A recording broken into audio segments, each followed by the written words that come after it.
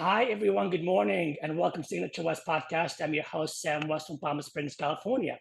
My guest today is Sonny Von Cleveland, and he hasn't been in Palm Springs very long, but he managed to become a known photographer, landed his first acting gig, and with partnership with his wife, they opened a new cafe called Frisky Business. There are kitties involved.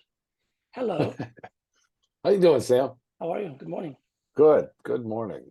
So you are born and raised in Michigan.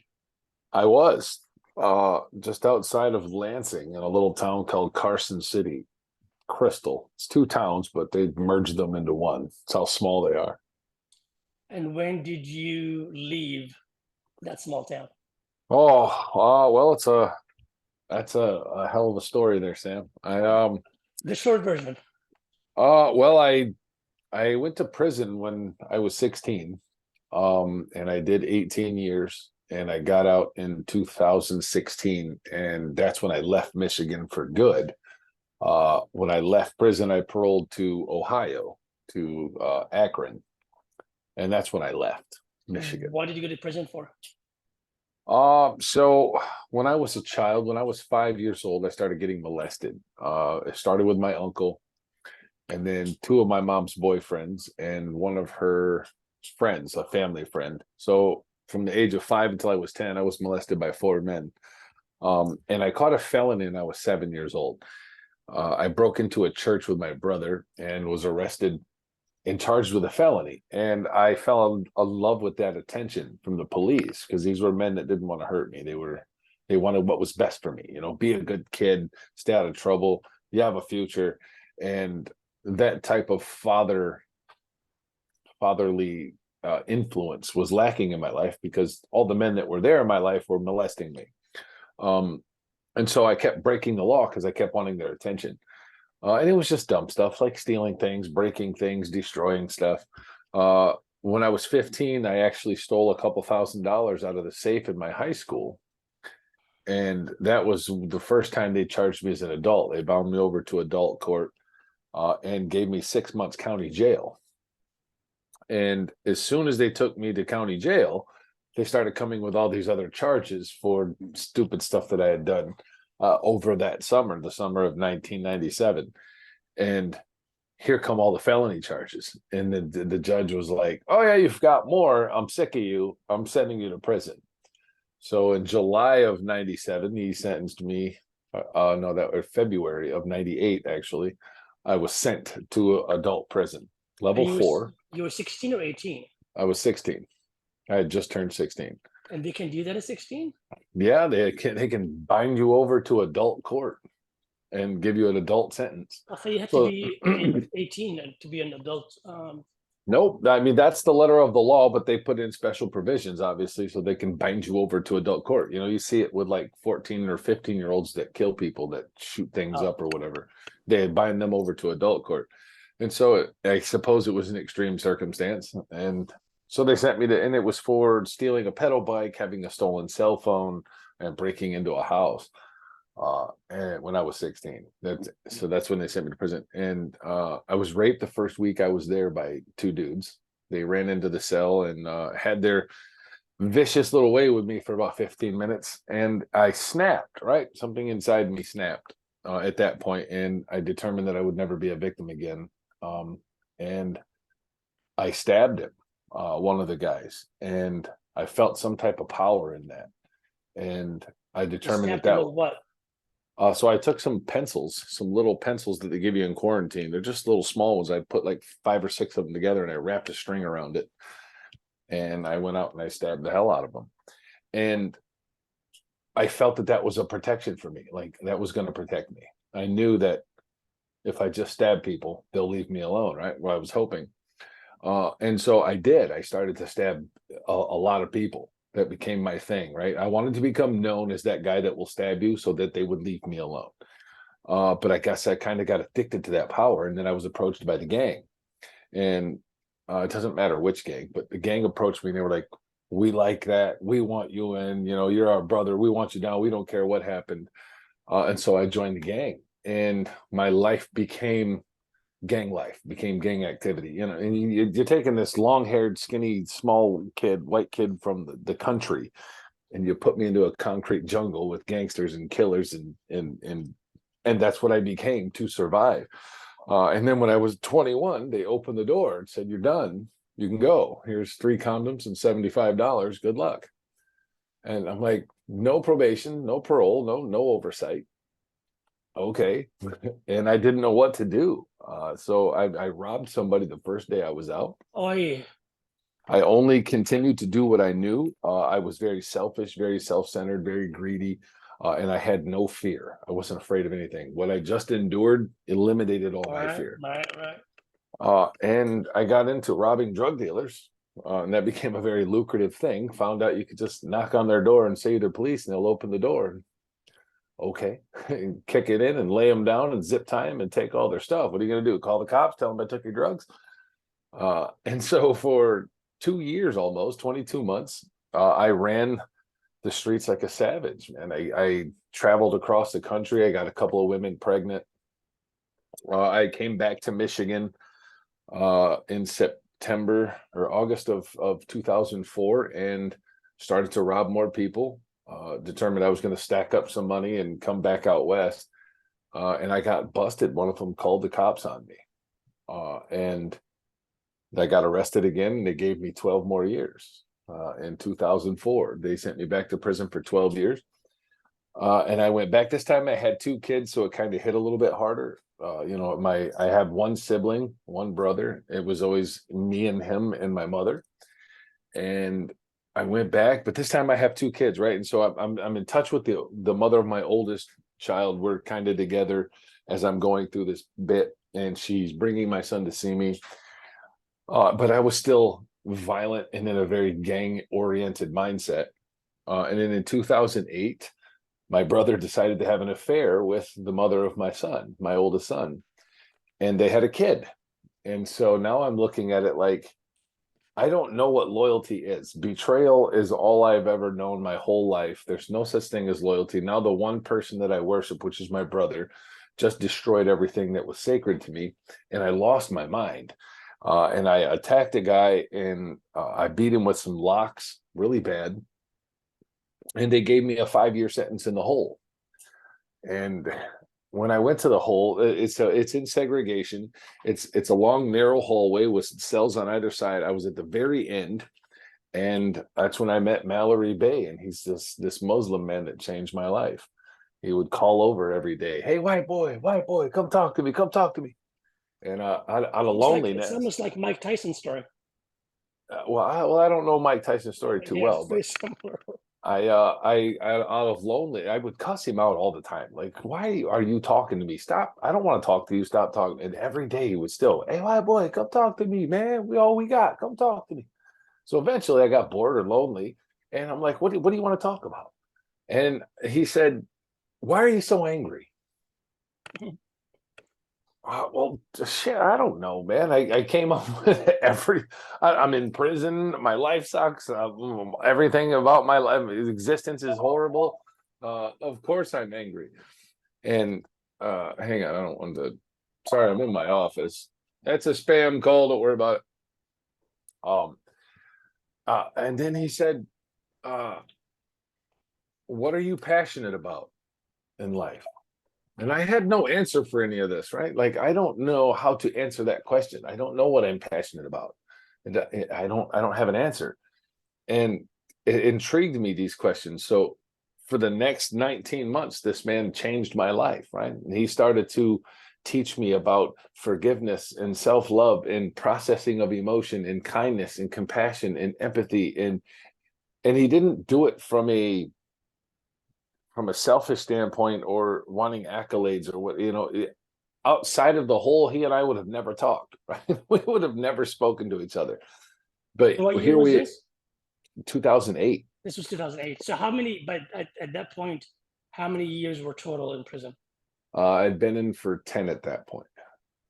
So you spent 10 total I had between 5. Yep, I did 5 5.5 on the first time, and I came back in 2004. So we're about 9 years, actually, close to 9. And yeah, I started to write essays. I started to write everything down. One of the most powerful things he taught me was to write your own obituary.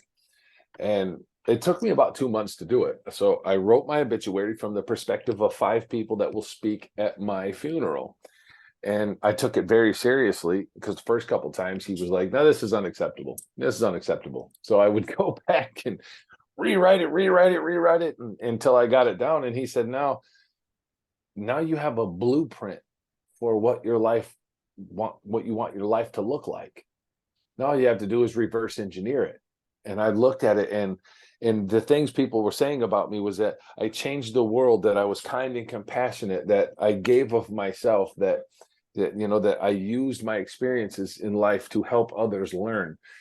And from that process, I determined that I wanted to be a motivational speaker and that I wanted to be a musician as well. Because when I was a kid, I would sneak away to my mom's closet and listen to her tapes, and that was my escape from being molested, was to put music on. And so he helped me discover the passion that I had for music as well, and writing and speaking. So I started to write these essays, and I started to submit them to the activities coordinators in the prison system, and I started to win awards, right? They do little contests in prison, spoken word and poetry. And I started to win. And I'm sitting in the hole, so I can't get no prizes or nothing. So the activities coordinator came and said, can I submit some of these writings to the local library, because they also do competitions? And I said, sure, I don't care. And it went so well that the library actually contacted me and said, hey, we'd like to set up an intramural library loan program with you.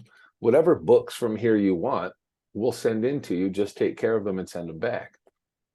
And I said, well, awesome. So then I started to dissect John C. Maxwell and Hank Hill, or not Hank, Napoleon Hill, and just started to dissect all this self-help books. And I applied it, right? I had nothing to do but pace in this cell, 9 steps to the door, Right. 9 steps to Right. the bunk. Right. And I applied all that in my life. And I spent the rest of my time. I had to get out of the gang. When I got out of the hole, I had to get out of the gang because I made an oath to no longer be violent or gangbang.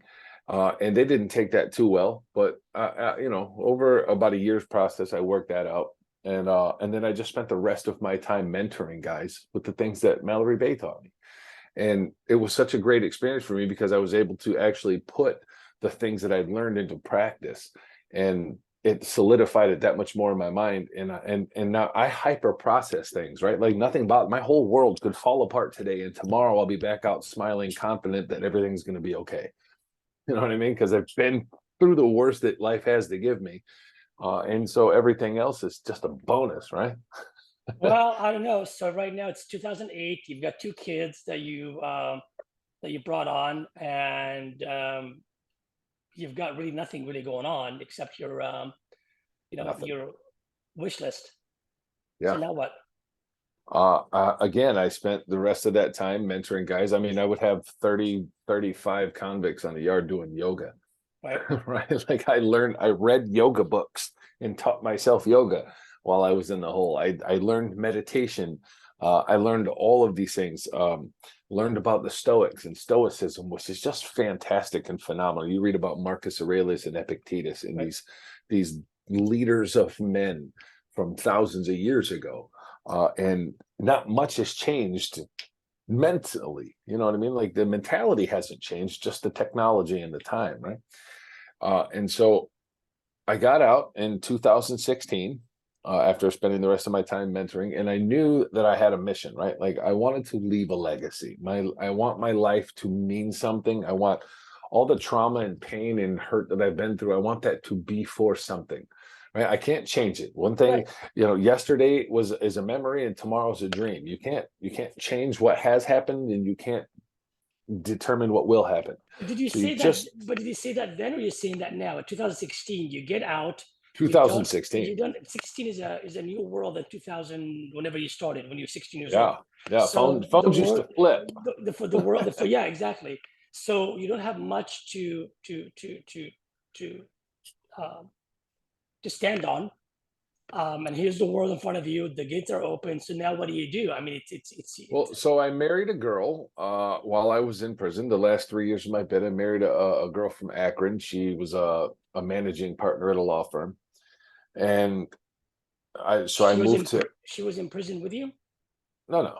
Oh, She worked in Detroit. She had an office in Detroit. She's a managing partner at a debt collection law firm. and how did you guys meet?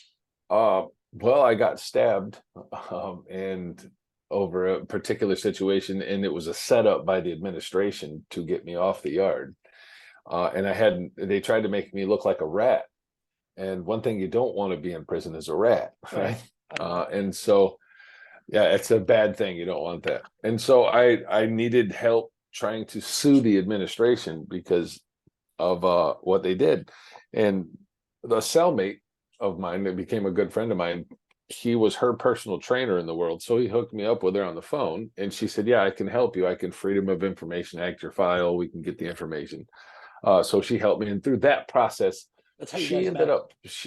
she ended up falling madly in love with me. And I thought that I had fallen in love with her because, this is the only human being on the planet that paid me any attention outside of prison.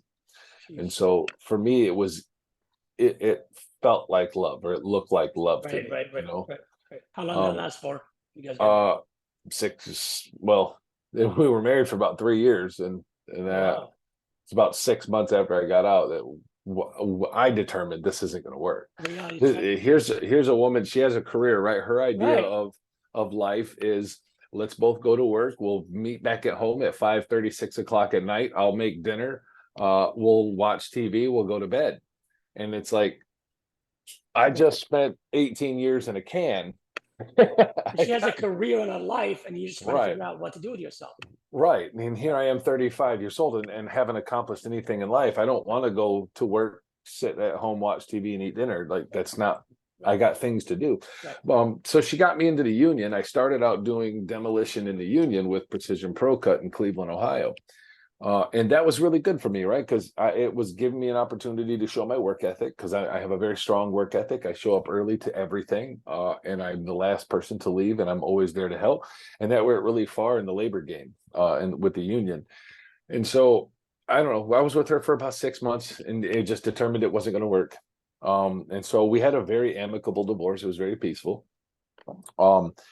And I moved to Cleveland, Ohio. I had a decent job at this point, and this is my first instance of being on my own ever in my life. And how old were you? Like 35.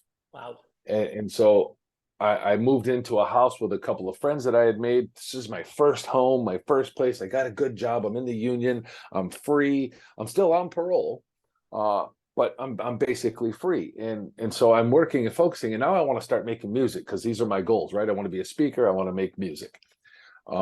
And so I started to focus on music, and I met a girl on Plenty of Fish, of all things, because now I want to check out these dating sites, right? Never done it in my life. I want to check these things out. Right. I mean, this thing was it like wizardry to me, right? And I'm like, wow, I was still stuck by it. And so I met a girl named Jen, and she lived out in a town called Menor, Ohio, which is outside of Cleveland. And I don't know, there was just this instant attraction thing that, I don't know. I think maybe I felt that she could help me get to the position that I wanted to be in life, into a new place with new people, and to try new things. So she ended up love bombing me. She is a narcissistic sociopath, and it took a while to learn that. But those are really dangerous people, right? So when I first got with her, she immediately was like, hey, come move into my house. I got a big house in Menor. It's a nice house. And of course I'm like, well, I live in a shit shack with some friends. And so I guess, out of being accustomed to having some type of security, I just went for it. And moving in with her, she immediately got pregnant. And I thought, okay, here's my chance to be a father. I've been given another opportunity to be a dad. This is amazing. And then I started making music. I met some buddies that got into music, and we formed a band, and it skyrocketed really fast. Like, a lot of things happen in my life really quickly, because I believe in manifestation and authenticity. When you live an authentic and kind life, you manifest the things that you want. And I fully believe that. And so I started a band, and the band blew up really quickly. And we got signed to a label relatively fast, and started doing a lot of shows, started touring around the country, going to, Florida and Virginia and Pittsburgh and Michigan and Chicago, and going to all these places doing shows. And it was incredible, like living that life. But sex, drugs, and rock and roll, right? So this starts to come into life, and I'm like, this isn't good for me. Like, I can't continue this life. I'm trying drugs. I'm cheating on my girl. This isn't going to work, right? This isn't a good, healthy lifestyle. And so I quit music, and I went into a staffing company and said, hey, I want to, I need a job. And I told the lady, her name's Sherry, still a great friend of mine to this day, I need a job. And told her my story. And she said, you need to talk to Mike, the owner. And so I met him. And after an hour of talking to him, I walked out with a career, because I told him my whole story, how I want to be a motivational speaker. I want to help people. And he said, I love this. I'm going to pay you to talk to people. And he made me a staffing specialist in the staffing business. And I landed $100,000 a year job. And I'm like, that's incredible. I'm on salary. I get vacations. I have my own office. Like, don't tell me I can't do anything because I'm an old convict. I can do what you can do anything you want to, right? It's just process emotions, forgive yourself, and be kind and compassionate to the world, and the world will repay you in kind. And then COVID hit. So now I'm like, what kind of sick joke is the world playing on me here, right? Like, I did 18 years in prison, lived a life of shit, and I just landed the best job I'll probably ever have. But why did you take COVID so personally? Like you said, the Uh, world's trying to play on me. It wasn't about you. well, no, this is where I was at the time. Like, COVID, I think personally was the best thing that ever happened to me. Right. But at the time, I'm looking at it like, I worked my ass off to get where I'm at, and then a global pandemic hits. What kind of luck do I have? Do we have? Do we have? Right. And so we are locked down, obviously, and I decided to start a YouTube channel because music is still important to me. So I saw a reaction video by a guy named No Life Shack, and I'm like, if he can do that, I can do that. There's nothing I can't do. So I started a YouTube channel, and it blew up so fast, it wasn't funny. It literally got to 10,000 subscribers in like 30 days. And I'm like, holy crap, something's working. And it became a thing, right? I started making really good money, started getting global recognition off of YouTube. I had fans in Japan and in Australia, and huge in Finland. And What was your content about? I was a music reactor, so I critiqued music videos. I would watch a music video and I'd break it down, like the instrumentation and the composition of the song and the lyrical content. And it was great for me. And as I started to build this fan base, I'm like, okay, so while we love to do music, my real passion is to talk to you about how to heal from trauma. If you've ever been through shit in your life, I want to help you, right? Because I never had anybody to help me, and I know what it would have been like to have somebody to help. And so I started to do podcasting and started to do my own shows on the YouTube channel. I even won an entire season on a E360 TV network, and I did a show called Holding the Rope. And I would interview musicians and did all kinds of things. It was great. But I also came to the point and realized in my life that I wasn't happy with the girl that I was with. Even though we had a beautiful son, I just was not happy. That's right? your third child, right? Right. And this is the only like dark spot in my life. Everything else is going amazing. I'm happy in all facets of my life, except that I have this Trump-loving, alt-right, unkind and unhappy partner. And I'm like, What about your other two children that you brought on? Where are they stand? So yeah, I mean, I had contact with them. I'm paying my child support, obviously, with them. I have a great relationship with my middle son. My older son, he sees my brother as his dad, and we don't really have much of a relationship. Okay. And that's on them, right? Like at this point, he's 19. He's a grown man, so I mean, there's nothing I can do about that. And so I decided to leave her, right? Like, I need to be happy, so I'm going to leave you. And that opened up the absolute gates of hell, right? Like, this girl went ballistic. She hacked into my YouTube channel and got my channel deleted by posting porn at 3 o'clock in the morning and getting my channel deleted. So I no longer had a YouTube channel. I didn't have a source of income. She destroyed my car and had it towed, and She kicked me out. I left the house and with 3 different attempts with police to get my car keys and get everything out of the house. She just wasn't having it. And there was no legal recourse, right? It really showed what legal limitations men have in Ohio. Like I could not get into my house. Like this is my house. I pay for this. And I can't go into my own house because she's in there. She's got the door locked. I can't go into my own house. There's nothing I can do. It says December 12th, 2020. I'm standing out here in a pair of shorts and a sweatshirt at 11 o'clock at night. And you're telling me there's nothing I can do. This is my house. What am I supposed to do to the officer? But if you zoom back, because you said earlier, we don't want to be the victim. We don't want to be, we want to be authentic. If you zoom back and you play the entire movie from beginning to end, do you see a pattern of decision making that were unwise? Sure, no doubt, because I don't like to be alone, right? And so whatever the decision is, I'm not asking you to admit it, but there's a pattern. We all have a pattern. So sure. Standing outside with your shorts on, you can't get in. Whether she did or the system, whatever, I always think, what did I do to get here? I did not sneak out the back door, Sam. That's what I was supposed to do. I was supposed to pack my shit and sneak out the back door without telling her because I knew the kind of person she was. And instead, I tried to be an adult and said, sit down, let's have a conversation. I no longer want to be with you. I don't want to be in this relationship. And then she went ballistic. I really don't. I mean, I had my own share of relationships as well. I don't believe that people show you like the phrase say, when they show you who they are, believe them.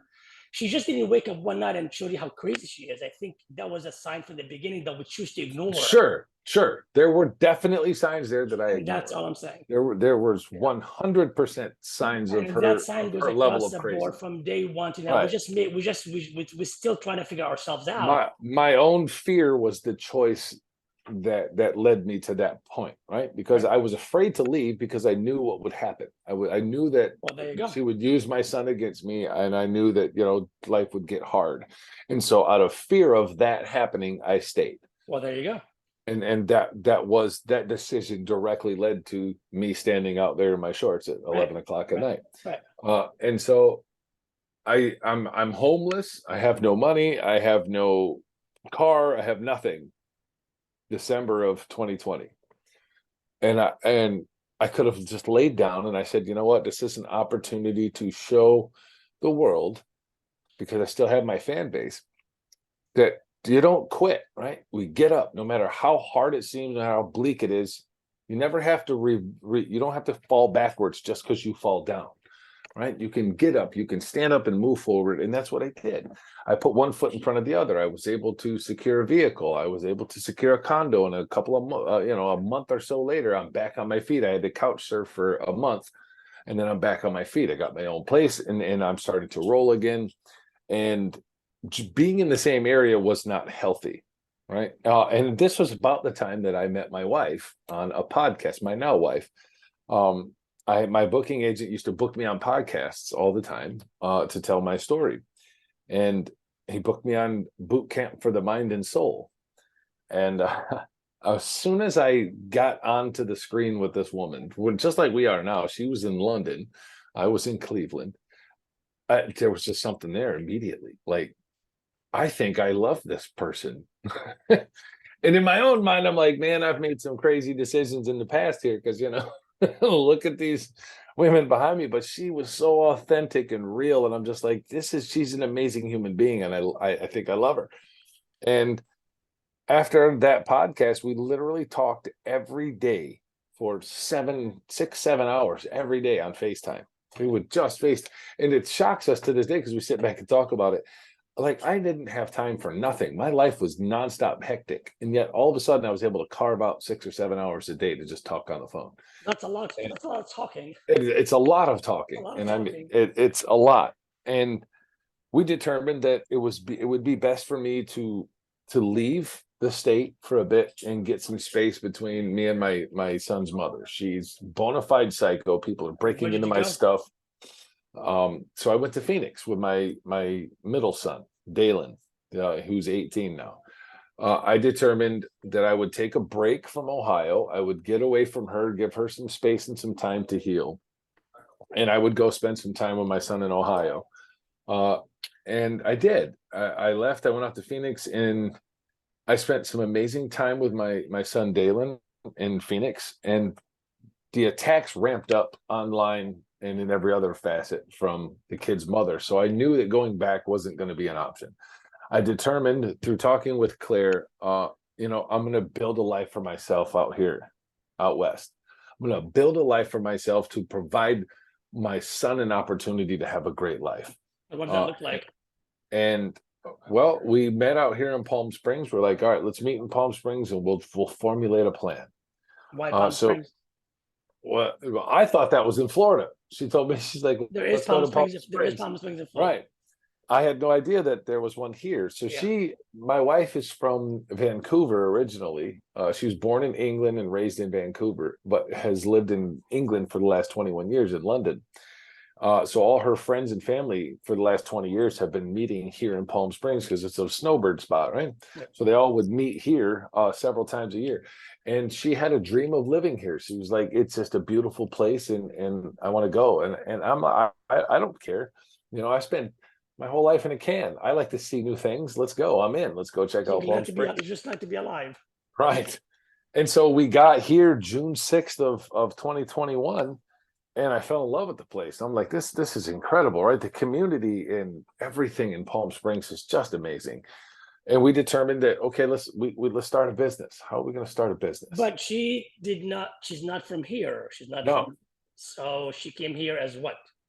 She for on an E2 business investors visa. Okay. So she moved here with me and in June. And that was the first time you guys met? It was the first time I picked her up at the Palm Springs airport. Oh, yeah. And so she was getting out of a really bad divorce. She was married for 17 years and the divorce was really bad. And it was crazy because we got into this relationship together at a time when we were both going through some really, really struggling relationship stuff. But we came together like glue, right? Like we buckled down together in a condo and just dealt with all of our stuff because she's a mindset coach and a motivational speaker as well. And just an amazing human being. And we processed together. And I think it helped us grow, right? We worked through our own individual stuff and it helped us grow and solidify in just an amazing way. And we determined that we have to make money, right? Like we got to do something. My past doesn't really afford me many opportunities for work. So I started doing some security work at Chill Bar on Arenas Road. And that's how I met the guys at Chill, which are just amazing dudes, right? Andrew and Eric and them, and just amazing. And they took me in like family, right? Gave me a job anytime I needed to work. They got me on there. So I started doing that, and we determined like, what can we do to start a business out here that not only does it make us some money and allow us to live, but makes an impact? How can we change the community? How can we affect the world? Your wife's still not a permanent resident, or is she? No, none, not yet. And so we I didn't know you can get to stay here and still be able to do all that. Well, we're going through the immigration process, right? So we went and did her biometrics, fingerprints, all that stuff down at the immigration department. And so she's allowed to stay. We're waiting for actual citizenship. Right. And so it's excuse me. We decided that we had to start a business and didn't know what to do. And she had visited a cat cafe in Virginia. It was like, let's do a cat cafe. Okay, let's do it. Sounds like an easy enough thing. And not in Palm Springs. That turned into a long 16-month $250,000 enterprise. There's no such thing as easy anything. If it's too easy, it's not true. And right.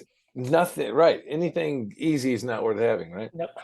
And so we started the process, and along the way, I had to, we have to pay bills, right? So I started taking pictures with her Canon EOS 7D. And I've been into photography for a long time, but just as a hobby, right? Because I love landscapes. I love views and vistas. I think in prison, I used to pore over magazines and pictures. Just they were something different to me, right? And so I used to take pictures of landscapes all the time, and I love that. And so with her camera, I really started to actually focus on it, and I was good. Right. And she was like, "You have some real talent here." And I started sharing it with other people. They were like, "Wow, you have some talent. You got some talent." So I started shooting people. Going down to Arenas Road, I started out with drag shows. All right. So I would go to the drag events and just offer to shoot it for free. Let me shoot this for you, and I'll give you the pictures. And that quickly turned into, oh my God, can you come shoot my next show, or can you Right. shoot my show for me? Well, I'm going to charge you $50. $50, okay, what? That's nothing. Like, well, Right. maybe I should be charging more.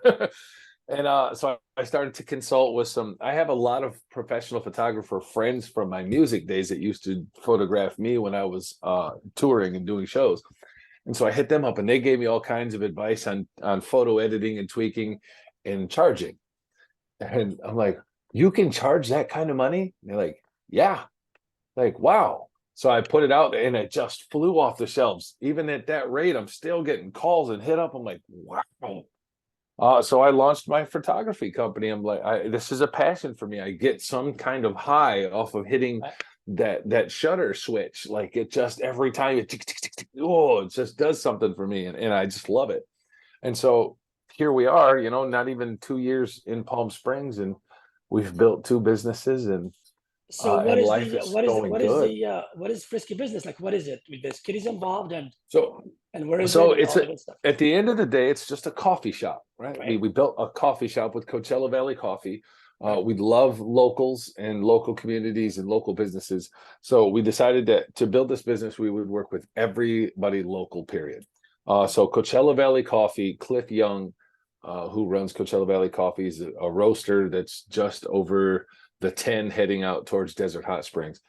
Makes the most amazing coffee in the world, right? This guy is an amazing roaster. He sources his bean. He flies to every farm that he sources beans from and makes sure that there's ethical treatment and fair treatment of all employees, the women-owned farms, and that alone caught me like, that's incredible, right? Like, let's work with that. And the coffee is top notch. So we jumped in with him, and then Townie Bagels and Chef Tanya. We used all local contractors. So at the end of the day, it's a coffee shop. Right. And then we have a 500 square foot mid-century modern lounge that has cats in it from the Palm Springs Animal Shelter to Right. help them get adopted, because there's an overrunning of cats in the valley. Right. And so to help them with greater visibility, like, nobody really likes to go to an animal shelter because you feel horrible for the Right. animals, right? And the noise. And for cats, Yeah. you can't tell a cat's character from a steel cage, right? Right. Because it just wants to get out of the cage. It's not gonna. And in this, we've basically, for all intents and purposes, have effectively built a big ass living room, and the cats are at home there, right? So you get to see their actual character. So you can come in and get a coffee and a pastry or a sandwich or whatever. You can go hang out with cats for 45 minutes, and maybe fall in love and adopt them. We've adopted 5 of them so far in 10 days of business. We've only been open 10 days. But you don't make any money on the adoption process. So you not at all. We give all the just money back to the animal shelter. We don't want to profit off that Right. because they give them the medical Right, treatment. right. They spay and neuter and microchip. We don't want that. Right. Well, money is not our driver, right? We want to make an impact in the world. So we're opening it up on Christmas for anybody that doesn't have friends or family. It's on us. Just come on And in. you guys are located at the Rimrock. The Rimrock Plaza, it's 4781 East Palm Canyon. We are in Suite F, right off the hiking trail. And really Yeah. quick, the acting gig that you landed. Yeah, What was that that about? came from photography. Desert Theater Works. I had met them during Pride. I shot the Pride parade for the Visit Greater Palm Springs, and I introduced myself to the Desert Theater Works camp for photography. Like, hey, if you guys ever need a photographer, and it just so happened that their current photographer had just went to the hospital or something, was just out of commission, and said, "Yeah, we need a photographer." So they hired me to come out, and I shot barefoot in the park. And while I was there, I met the stage manager. And I've always been interested in perform. I'm a performer, right? That's why I do music. That's why I'm a motivational speaker. I enjoy performing. And said, "Well, how do I audition for like the ensemble?" And she said, just shoot an email to Lance and we'll set you up with an audition. So I did, and he calls me and says, bring a song on a karaoke track and come out and audition. And this is for ensemble. So I'm like, okay. So I brought Elvis Presley, Suspicious Minds, right? We're caught in a trap. So I go out there and it's the director, the stage manager, and Lance, and they hit it, and it's Bluetooth to a speaker, and it's just the four of us in this massive theater, and I'm like, okay, put the music on, and I just started singing, right, and I get through a chorus in half the verse, and stop, you're good, you're in, I love it. Would you do me a favor and read some cold scripts for me? Sure, I'll take a shot at it. Why not? And so the stage manager comes up with 2 script books, and we start reading this script.